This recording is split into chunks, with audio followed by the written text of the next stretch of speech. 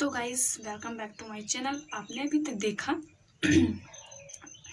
कि जनन क्या होता है। तो प्रत्येक जीव अपने समान ही नया जीव संतति उत्पन्न करता है। इस क्रिया को ही जनन कहते हैं। जीवन अवधि किसी जीव के जन्म से उसकी प्राकृतिक मृत्यु तक को अवधि जीवन अवधि या जीवन काल कहलाता है। जैसे इसका उतना होता है वर्ष, यानी कि इतने वर्षों तक जी सकते हैं। तो प्रजनन क्या होता है? जीव द्वारा अपने सदृश संतान उत्पन्न करने की प्रक्रिया को प्रजनन कहते हैं। प्रजनन के कार्य पृथ्वी पर जीवों के अस्तित्व को सुरक्षित रखने के लिए प्रजनन आवश्यक है। जात की जीवन क्षमता। जनन से जात की निरंतरता बनी रहती है, जिससे जात विलुप्त नहीं होती है। विभिन्नताएं। जनन से जीवों में विभिन्नताएं उत्पन्न होती हैं। इन विभिन्नताओं के कारण ही जीव पृथ्वी पर जीवित रह सकता है। जनसंख्या संगठन। जनन नवजात शिशु युवाओं प्रौढ़ व्यक्तियों तथा वृद्धों की जनसंख्या नियमन रखना ही जनसंख्या संगठन है। प्रतिस्थापन क्या होता है? ये आप लोग केमिस्ट्री का प्रतिस्थापन मत समझिएगा, ये है बायो का। तो जनन द्वारा प्रतिकूल परिस्थितियों में प्राकृतिक मृत्यु हुए जीवों का नए जीवों से प्रतिस्थापन होता है।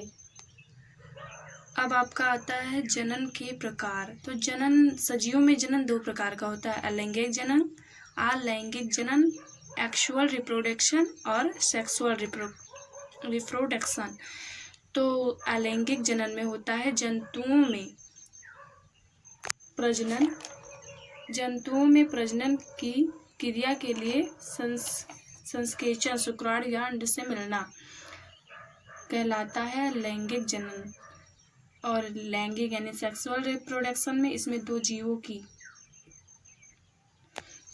जीवों की भागीदारी आवश्यक है। इसमें नर तथा मादा दोनों भिन्न जीवों के सहयोग या मिलने से संतति का निर्माण होता है, अर्थात आनुवंशिक रूप से भिन्न होते से लैंगिक जनन कहते हैं।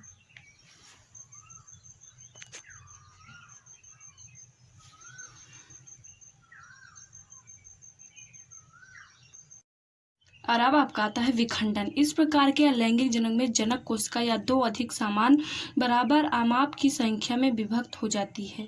विखंडन की क्रिया निम्न के द्वारा संपन्न होता है। नंबर पहला है द्विखंडन, बहुखंडन। इसका डिफिनीशन आप लोग देख सकते हैं। और मुकुलन देख लीजिए, और है दूसरा ब्राह्म मुकुलन। आप लोग स्क्रीनशॉट लेकर इसका डिफिनीशन लिख सकते हैं। ये आंतरिक मुकुलन। तो आंतरिक मुकुलन यानी कि एक्सटर्नल ब्रीडिंग। जनकों के शरीर में ऐसी विशिष्ट रचनाएं विकसित होती हैं जो नए शिशु प्राणी को जन्म देने में सक्षम होते हैं। स्पंज में इन संरचनाओं में जैम्यूट्स कहलाती है। बीजाणु द्वारा स्पोरेस। अधिकांश कवक शैवालों में विशेष गतिशील संरचनाओं के द्वारा अलैंगिक जनन होता है, जिन्हें चल बीजाणु कहते हैं। खंडन। जनक की कोशिका या शरीर दो या दो से अधिक खंडों में टूट जाता है तथा प्रत्येक खंड एक नए जीव की तरह व्यवहार करता है। विखंडन पुराने भागों के सड़ने व प्राकृतिक मृत्यु द्वारा होता है। रिक्सिया। कायिक प्रवर्धन। पादप के कायिक भागों जैसे जड़, तना, पत्ती, कालिका इत्यादि से पादप निर्माण की प्रक्रिया को कायिक प्रवर्धन कहते हैं। अलैंगिक जनन का महत्व आता है। अब ऐसे पौधे जिनका बीज का निर्माण नहीं होता, वे केवल कायिक प्रवर्धन के द्वारा ही जनन करते हैं, जैसे केला, गन्ना, अनाज। ऐसे पौधे जिनमें बीजों में अंकुरण क्षमता नहीं होती है, उनमें कायिक प्रवर्धन बहुत उपयोगी है। ऐसे पौधे जिनमें लैंगिक जनन की शक्ति क्षीण हो जाती है, वे साधारणतया कायिक प्रवर्धन के द्वारा जनन करते हैं, जैसे दूब घास। इसमें किसी उजाड़ क्षेत्र को जल्दी हरा भरा किया जा सकता है। जीवित रहने की दर इसमें लगभग 100% होती है।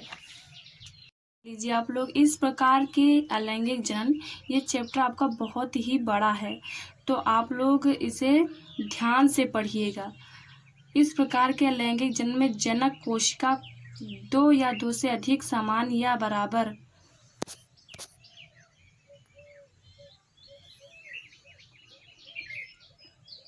अमाप की संतति कोशिका में विभक्त हो जाती है।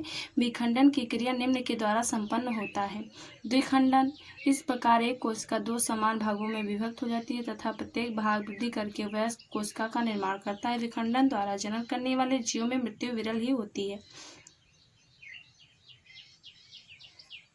जैसे अमीबा, पैरामीशियम, यूग्लिना, टाइटम।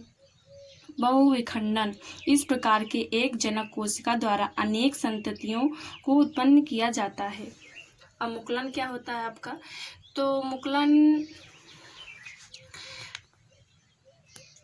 टोरिलेशन, एक कोशिकीय जीव से छोटी वह वृद्धियां कलिकाएं उत्पन्न होती हैं जो प्रारंभ में जनक कोशिका से जुड़ी रहती हैं और बाद में परिपक्व हो जाती हैं। आता है ब्राह्म मुकुलन। अलैंगिक जनन में जनक के शरीर पर अतिवृद्धि उत्पन्न होता है जो वृद्धि करके जनक समान हो जाती है। यह कलिका जनक से पोषण प्राप्त करती है और बाद में जनक से अलग होकर मुक्त जीवन यापन करती है। फॉर एग्जाम्पल के लिए हाइड्रा होता है। तो